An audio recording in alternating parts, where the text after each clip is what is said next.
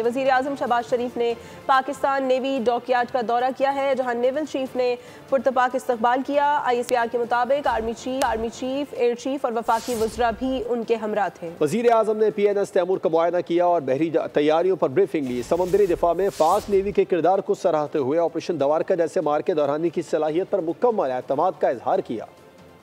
वज़ीर आज़म शहबाज शरीफ का Pakistan navy dockyard का दौरा, कौम के मुहाफिजों को खराजे तहसीन। कराची पहुंचने पर एडमिरल नवीद अशरफ ने पुरतपाक इस्तकबाल किया। आर्मी चीफ और एयर चीफ भी हमरा थे। ISPR के मुताबिक वज़ीर आज़म ने PNS तैमूर का मुआयना किया, बहरी ऑपरेशंस और स्ट्रेटेजिक अहदाफ पर ब्रीफिंग ली। अफसरान और जवानों से मुलाकात में पेशा वराना महारतों को सराहा। समंदरी दिफा के अज़म पर वज़ीर आज़म का मुकम्मल एतमाद। ऑपरेशन दवारका जैसे मुआरकों को दोहराने की भरपूर अहलियत की तारीफ की। वज़ीर आज़म शहबाज शरीफ ने पाकिस्तान नेवी डॉकयार्ड का भी दौरा किया। वफाकी वज़रा ख्वाजा आसिफ, एहसन इकबाल, अता तारड़ और खालिद मकबूल भी हमरा थे। सब्सक्राइब करें और बेल दबाएं ताकि कोई खबर रह न जाए।